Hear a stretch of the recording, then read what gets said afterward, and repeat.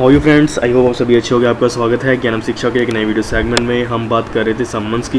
पिछली वीडियोस में मैंने बात की थी 61 से लेकर 64 सेक्शंस की। आज मैं बात करने वाला हूँ 65 से लेकर जो बाकी के रेस्ट सेक्शन रह गए हैं 69 तक। आज हम उसके बारे में बात करेंगे। इस वीडियो को स्टार्ट करने से पहले इस चैनल को सब्सक्राइब कर लीजिएगा, इसको ज़रा सी स्किप मत करिएगा, आपको समझ लग जाएगी। चलिए स्टार्ट करते हैं आज की वीडियो।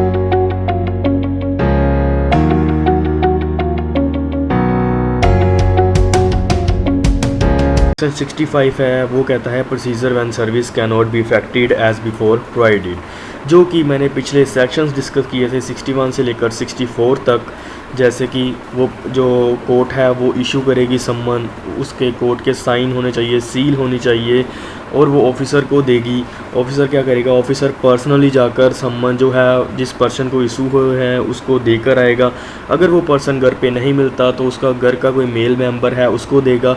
ये सेक्शन डील करता है अगर वो फिर भी नहीं मिलता, वहाँ पे कोई मेल मेंबर भी नहीं है, वो भी नहीं है, तो वो ऑफिसर क्या करेगा तो ऑफिसर वो सम्मन की एक डुप्लीकेट कॉपी उसके घर के बाहर पेस्ट कर देगा, उसके घर के conspicuous part of the house affix कर देगा one of the duplicate of the summon to some conspicuous part of the house. उसके घर के बाहर जो भी विजिबल पार्ट होगा उस पर वो सम्मन जो है चिपका देगा और ऐसा माना जाएगा कि उसको सम्मन जो है डिलीवर हो गया है। लेकिन इसमें एक और बात है, अगर कोई पर्सन बाहर रह रहा है, उसका घर यहाँ पे भी है, बाहर अब्रोड में रह रहा है, उसका घर यहाँ पे भी है, तो उसके घर के बाहर जो है सम्मन चिपका देना ऐसा नहीं मानेंगे कि उसको जो है सम्मन मिल गया।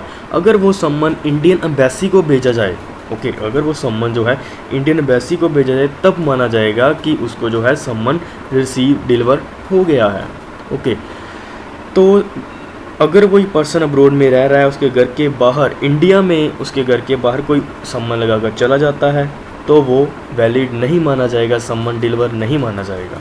अगर वही सम्मन जो है इंडियन एम्बेसी को भेजा जाएगा तब वो सम्मन जो है वैलिड माना जाएगा। आगे बात आती है सेक्शन 66 की। सेक्शन 66 क्या कहता है, सर्विस ऑन गवर्नमेंट सर्वेंट। अगर किसी गवर्नमेंट सरकारी जो मुलाजिम है उसको जो है सम्मन भेजना हो तो उसका क्या प्रोसीजर है। Where the person summon in active service of the government the court issue the summon shall ordinary send to the duplicate to the head of the office.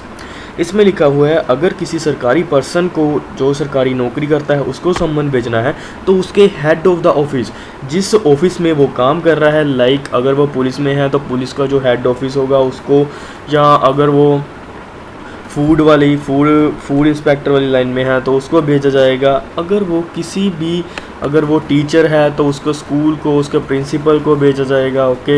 उसको प्रिंसिपल को सम्मन भेजा जाएगा, उसके हेड ऑफ द ऑफिस को सम्मन भेजा जाएगा और उनसे साइन लिए जाएंगे और वापस किए जाएंगे, वापस लेकर वो आएगा और वो सम्मन उनको दे दी जाएगा हेड ऑफ द ऑफिस और ऐसा माना जाएगा कि उस गवर्नमेंट सर्वेंट को जो है सम्मन मिल गया है। Such signature shall be evidence of due service.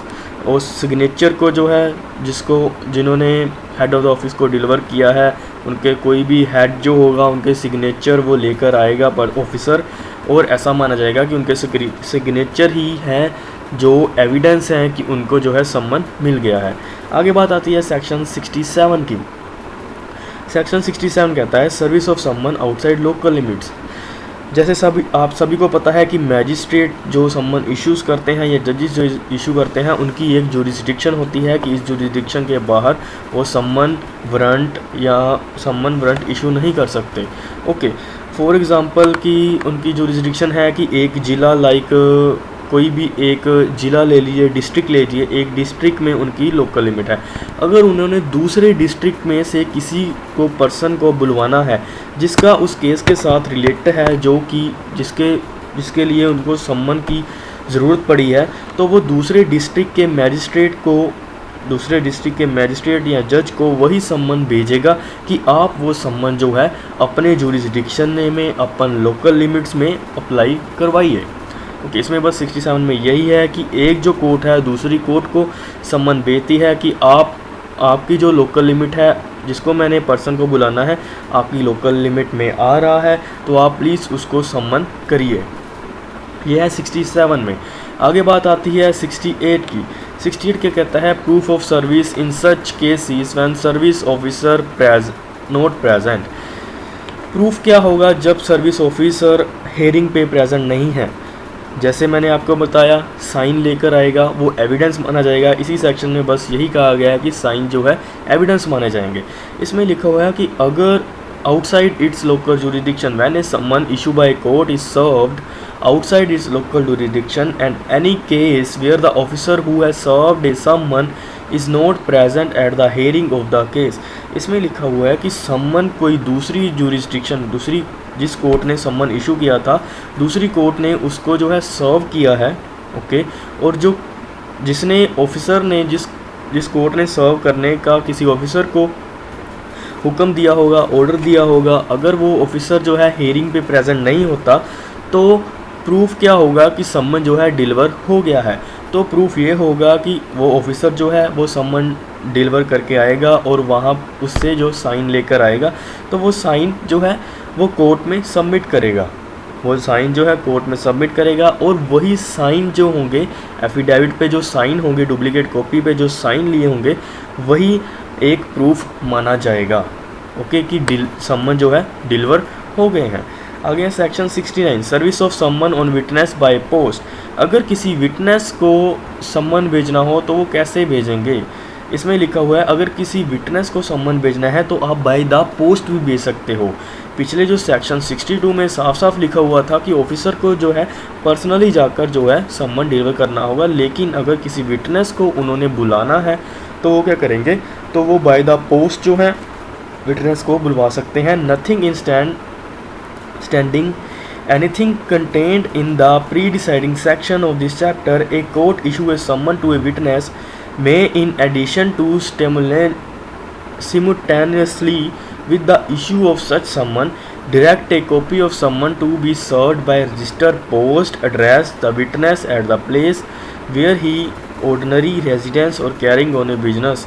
Same as it is उनको विटनेस को जो है बाय द पोस्ट भी भेजा जा सकता है। When an acknowledgement purporting to be sign by the witness और an endorsement purporting made by the postal employee that the witness refuse to take delivery summon has been received, the court issue the summon में declare that summon has been duly received. इसमें एक और बात कही गई है कि अगर जो पर्सन है वो सम्मन लेने से इग्नोर कर देता है, सम्मन नहीं लेता है, तब भी ऐसा माना जाएगा कि वो सम्मन जो है डिलीवर हो गया है, ओके।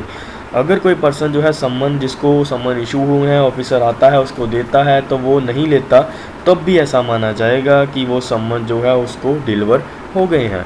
सो गाइस, ये थे सेक्शन 61 से लेकर 69 तक की वीडियोस। मैंने 2 पार्ट्स में इसको कंप्लीट किया है। अगर आपको ये दोनों पार्ट्स अच्छे लगे हों, आप इस चैनल को सब्सक्राइब कर लीजिए for the more latest videos. Thank you so much guys for watching, subscribe for more videos.